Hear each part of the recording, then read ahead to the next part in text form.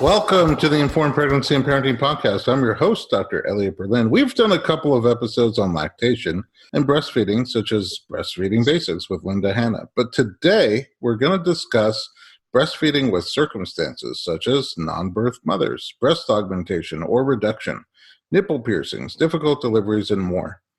My guest today is a certified lactation educator counselor. She's a postpartum doula with a primary focus on being on lactation and chest feeding, and she's a wonderful mom and someone who I'm lucky enough to call a dear friend. Jamie Lipsky Garcia, welcome to the podcast. Oh, thanks, Dr. B. It's really good to be here, finally. It's true. I've been planning this for a while. The only thing about you that I wish is that you were more open and honest, but outside of that... Yeah, I'm totally closed book. Yeah, I don't know anybody who keep it all inside. more like it is than you do. Before we jump into breastfeeding stuff, how did you get into this? Wow, quite a story. I was in television production my entire life. I was a myth buster. I worked on the show for 11 years, busting myths. I was a fan before I even knew you. Well, there you go. I was a fan before I started working on the show. Oh, look at that. Which was awesome. But then I met my husband, who is also in the television industry and is always away, as you know.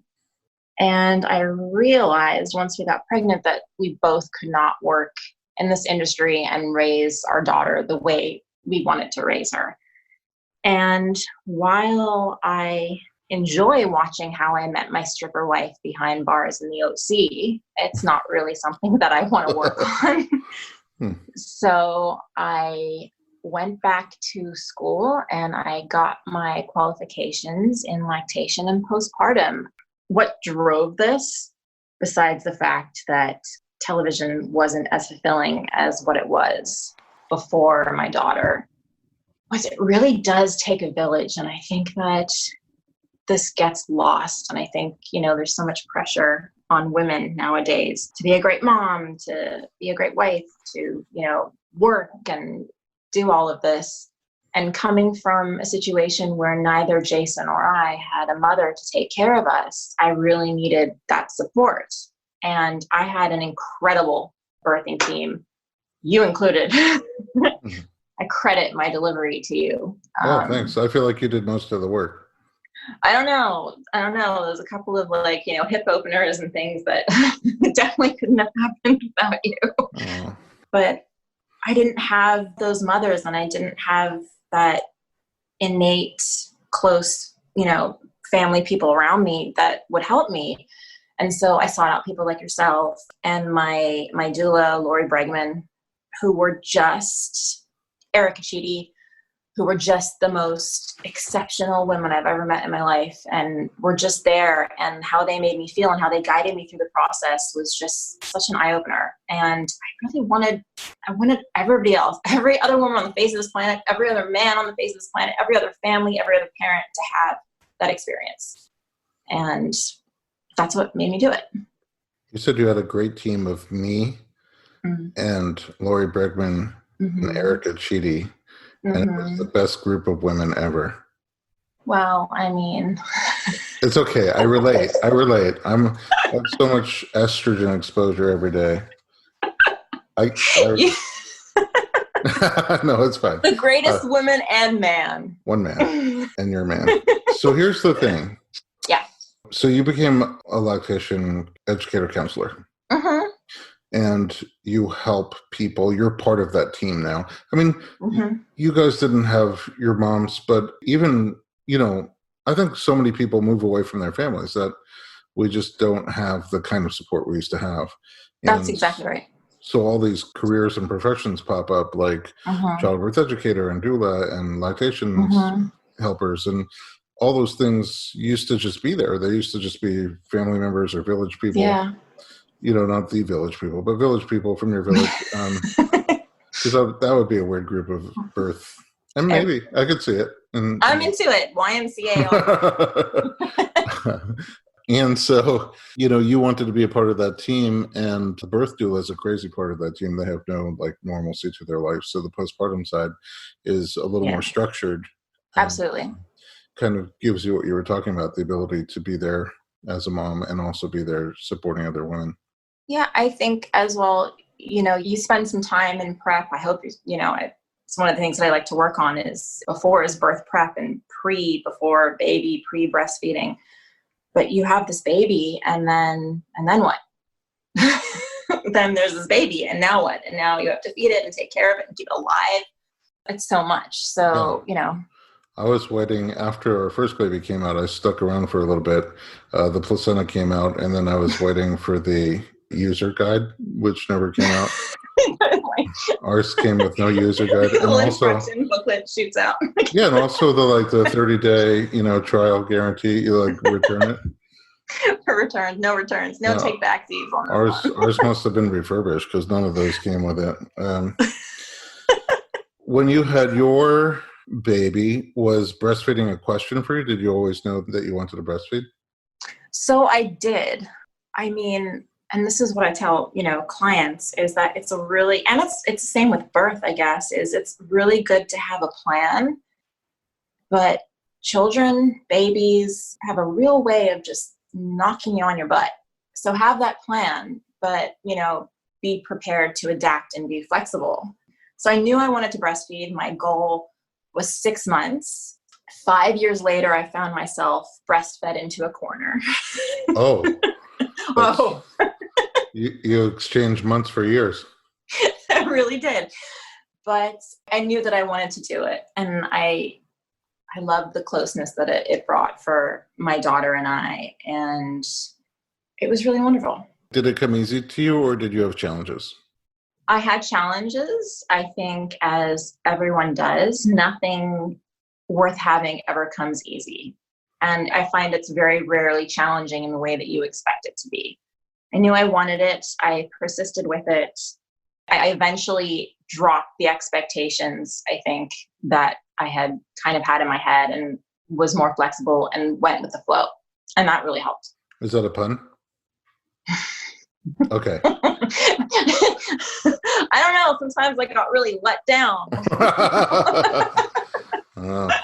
We could go on. And on and on. I don't want to milk it, though. So, okay, so let's jump into our topic here. We want to talk about unique circumstances with breastfeeding. And it's not like we're doing an episode on breastfeeding because breastfeeding is the only way. Right. There's people who pump and bottle feed. There's people who formula feed. Yeah. Lots of different options. But for someone who wants to breastfeed, there are sometimes circumstances that come up that play a role. Mm-hmm. So I would ask this question before we get into very unique circumstances. Does breast tissue in general play a role? Like how much breast tissue somebody has play a role in their ability to make milk and in their ability to adequately breastfeed? No, absolutely not. It's not a true indication whatsoever. I mean, that would be the easiest fix if you could plan that ahead. If someone had a smaller chest as opposed to a larger one, you could be like, well, okay, so now we know we're going to have to work on your supply issues. I wish it was that easy, but it's definitely not. So not having a lot of breast tissue could still make tons of milk. And just because you have more breast tissue doesn't mean you're going to make, it's a cinch for you. Actually, kind of reminds me of somebody, we had a friend who unfortunately she gave birth to triplets and oh, wow. vaginally, and then she had complications afterwards and she fell into a coma. And she really wanted more than anything for her babies to have breast milk. And so at the time, put out a call for people, if anybody was breastfeeding and they could spare some milk. To donate. And, I remember driving up on Thursday nights through the streets of Los Angeles with a cooler picking up breast milk. And the one person... Gosh, you're the best human I've ever known in my life. Oh, that can't be true. And then the person who made the most, who just donated bags and bags and bags of milk. I'm like, where are you getting all this milk from? For one thing, it's like hard to part with it. It's like liquid platinum when you have it. It really is. Really want to give it away. She's like one of the best humans ever on the planet. Yeah. But also, it was just like mind-boggling because, she's not a person with a lot of breast tissue and she just made tons of milk. But on the other side, so are there latching issues on either side, on either extreme? So there can be, but again, there are so many other factors that play into this. There's not just, breast size, but it's also the type of nipple, it's the baby's mouth, if there's a lip tie or a tongue tie that's involved. So many other factors that I wouldn't, even consider chest size any type of telltale sign about breastfeeding. Sometimes it's a question that people have is they wonder, will I be able to breastfeed because am I too big? Am I going to suffocate my baby? Am I too small? Am I not going to be able to latch or make milk? You're saying wait till you get there. There's nothing specific you need to do ahead of time. Is that right? Yes, I would say know your options. So know about different positioning that will make it more comfortable for you and your baby to feed and to latch. It's so funny that you mentioned larger breasts and suffocating. It's such I get this question a lot. And women are like, my breasts are too big, my nipples are too big. I'm going to suffocate my child. It's really interesting, but everything in our bodies is structured that way for a purpose. And even a baby's nose, which will change over time, is severely flared, the nostrils.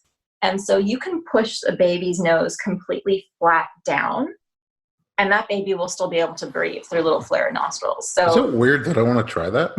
No, try it. I'm like sitting here doing it right now. I see that. Yeah, nobody else can see except for me. I ask new moms to do that because they're like, no way, that's not true. I'm like, it really is. It's incredible. Whoever put this all together, the little do features, something. Yeah, that you don't even think about and how they work to, make survival happen. All right, we are just getting the ball rolling. We're going to take a quick break and come back with more breastfeeding under unique circumstances with Jamie Lipsky Garcia.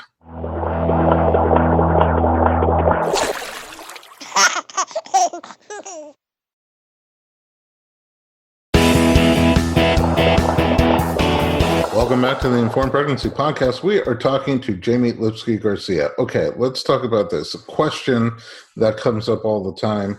Breastfeeding after having breast implants. Mm-hmm. Are there considerations? Is it possible? Is it change anything? So I have breast implants, and we all know my breastfeeding for situation. 20 years, yeah. I mean, breastfed till college. I was like, is this going to be a problem when she goes away to college? I'll just pump and send her. Yeah, you just got to schedule the classes around. Right? Yeah.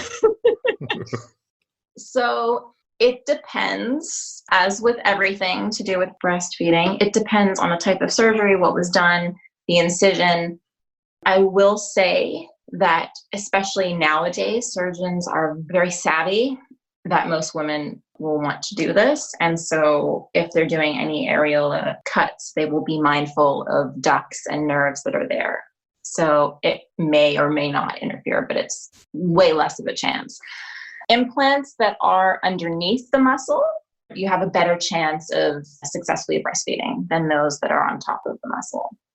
And that's just because underneath the muscle, it doesn't really disturb any of the ducts or, your tissue and nerves that are going into the nipple. When you got your implants, did you have breastfeeding in mind? I did. And I actually said that to my surgeon. I said that this was something that I want to do eventually. Is this going to be an issue for me? And we decided on a plan on a different type of cut. So I have a cut underneath my breast instead of through the nipple. And I have my implant underneath the muscle. And I never had a problem. Okay, so if somebody wants to breastfeed and they're getting breast implants, it's a conversation to have with the surgeon. Absolutely. And I think it's also something to think about yourself. I know that there's been so many recalls with implants and silicone, and so many people that might be a concern for them. So that would be something, to think about and to talk to your surgeon about. But as far as I know, I think now they do mostly, it's all saline. So that's not even a worry in terms of leakage. Mm-hmm. Okay. What about the other way? Somebody who has a breast reduction? Mm-hmm. So I've had a few clients. I would say it's probably like an 80-20 split between people that breastfeed successfully but need to supplement.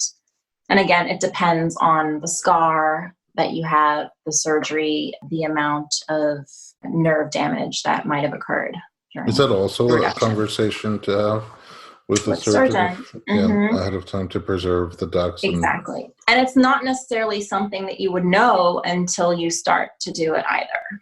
That's a tricky part of it too, is why, again, this is just one of, the perfect examples of having a plan, but being flexible around it. In the first segment, we talked a little bit about breast tissue, larger or smaller breasts.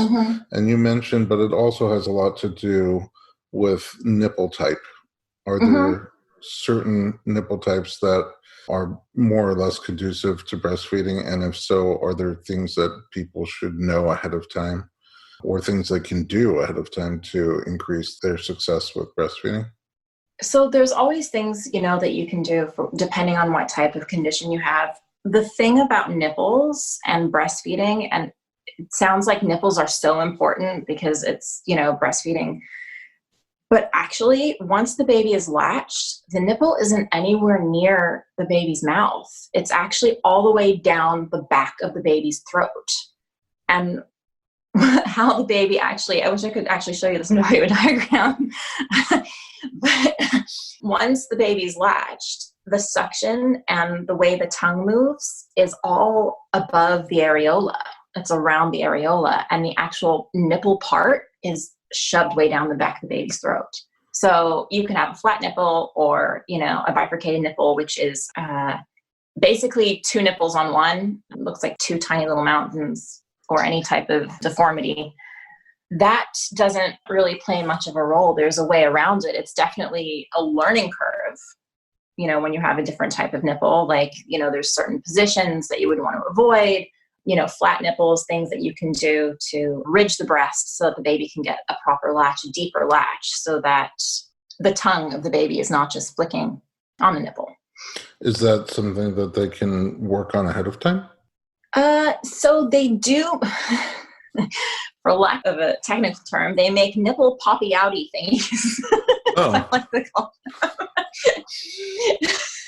I just got that bug bite thing that sucks the venom out of bug bites, and I thought, that's a weird name for it, that bug bite thing. Nipple poppy. But now the nipple poppy outy thing, is it like a suction device? One of them is actually called the niplet. So it's not far off from the truth. Oh. And it's almost a little suction device that you can use to kind of pop out an inverted or flat nipple right before you breastfeed your baby. That could help with latch. But again, these things, once you find a rhythm of breastfeeding, the nipples become less important. And I guess it's more, that initial setting up your latch, that nipples are more of an issue. Okay. If you do it enough times, do they stay more permanently? So horrible. And I'm so sorry for every person who's ever thinking about breastfeeding. Yes, sometimes they do. They do. Okay. Because even mine, and they tend to point in different directions. So you never know where they're looking. But what happens with a baby suctioning, it does tend to elongate them. And this can or cannot be permanent. And I've seen more women than not that do have permanently elongated nipples, depending on, the time they've breastfed for. There you have it. Yeah. Let's talk about piercings. Yes. Can you breastfeed with piercings? You can. Again, it's something you might want to keep in mind if you know you want to breastfeed in the future. A friend of mine, a very, very dear friend of mine, had nipple piercings, and she had absolutely no problems. The only strange thing was that milk would kind of pop out one of the holes. Wait, did she take it out to feed? Oh, yes. Always. That's what I'm wondering. Always. It's a choking hazard. Yes. Take out any jewelry. Not just a choking hazard, but it will definitely interfere with the baby's latch and the suction. Yeah, definitely take it out before you want to breastfeed. But it shouldn't cause too much of a problem. I've never seen it. And I'm not to say that it doesn't happen, but I haven't come across it. But just that sprinkler effect. Yeah, just kind of shooting here, squirt the baby in the eye, fire hose. Squirt yourself in the eye. Okay, let's take another little break. Okay. When we come back, I have lots more questions for you. Don't go anywhere. Wait. We'll be right back.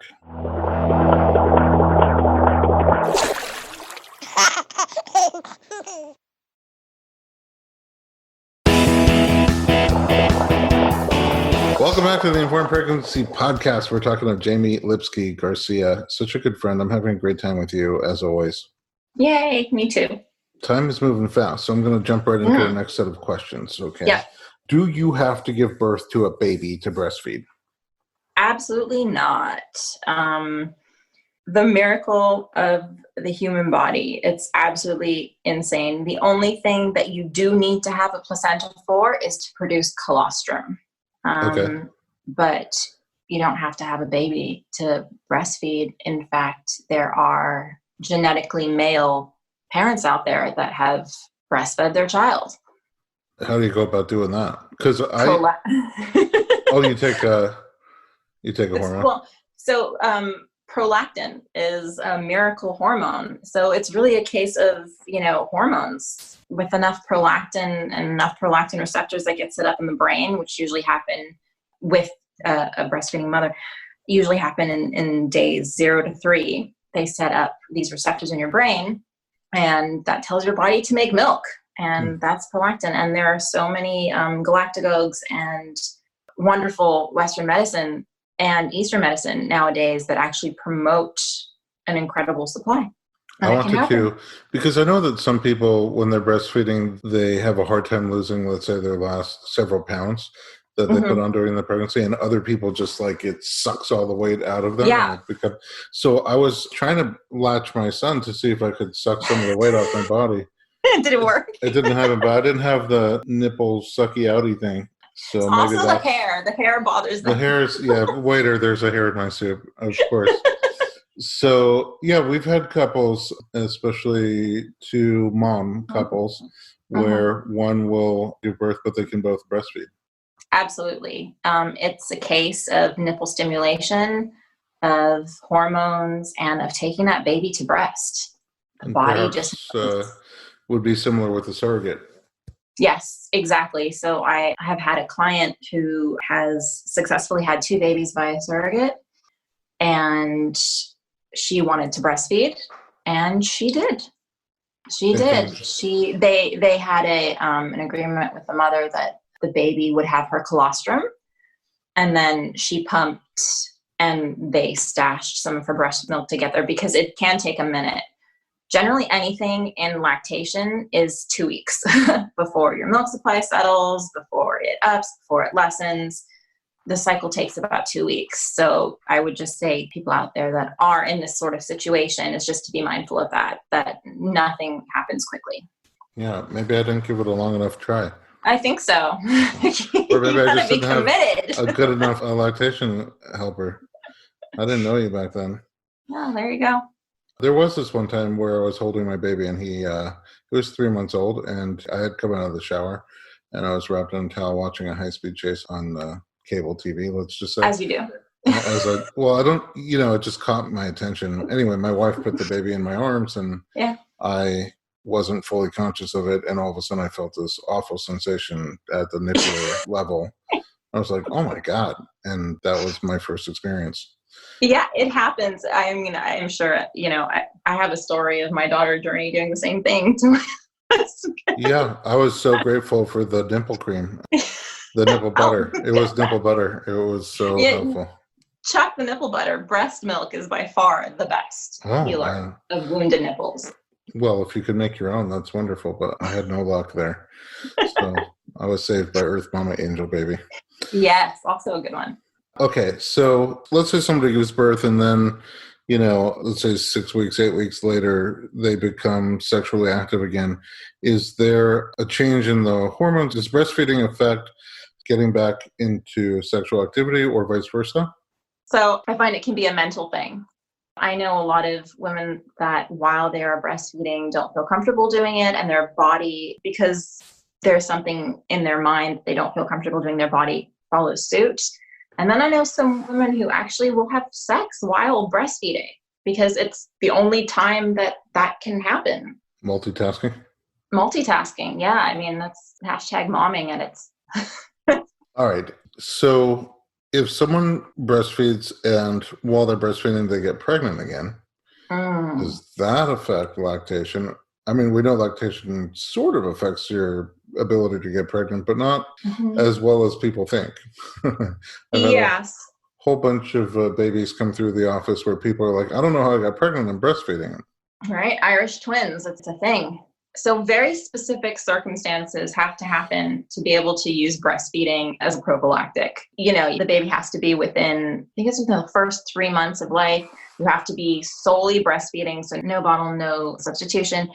You can't have your period because once you get your period back, that's also another factor your body's ready. And the last factor is you need to be co-sleeping with your baby. And even then, it's not 100%. So it can happen. What about the other way? So if you do get pregnant while you're breastfeeding, can you keep breastfeeding? Does it change anything? You can continue to breastfeed. Eventually, you will see a dip in your production, and that's just because your hormones are changing. I've heard that it changes the flavor of the milk, and sometimes babies pick up on that and reject it. That's 100% true. It can absolutely happen. It's the same for mothers who continue nursing once they have their period. A lot of them experience fussiness in their babies when they're menstruating because it tastes different. Did you taste your own breast milk? I did. What does it taste like? It's like almond milk. Oh, really? Yes. But is that just because you're so nutty? Oh, you know. Oh. Yeah, it's really sweet. It's I would say like vanilla almond milk, you know. Oh, not just unsweetened vanilla almond milk. No, you know, the vanilla, like the legit stuff. I feel like if I made breast milk, it would be more like oat milk. I mean, I don't know why. I just felt I'm more of an oat kind of guy. You're an oat kind of guy. Yeah. I don't know. We'll see. Now that you told me you don't have to have a baby. You can do it. I believe in you. Yeah, I'm starting a project today. Well, we'll see. I can't wait to taste my own man breast milk. Man milk. Good. Yes. So we blew through our whole time, and I didn't even get to ask you all the questions that I had on my mind, which means, you know what? Bummer. You'll have to come back one time. Part 2. Part 2. I would love to schmooze with you again. And, you know, I said at the beginning, I wish you were more open and not so shy. I know. I'm super shy. I really watch my words. But now the audience knows, like, why you're a great guest for this topic, because there's nothing, you know, that you're super easy to talk to, and there's nothing that you won't just be open about. So I appreciate you. Thank you. I appreciate you. I hope that someone heard something that they can take away from it and I can help. Thanks for having this forum and for being such a pillar of stone in all of the birthing community. It's amazing. Oh, thanks, Jamie.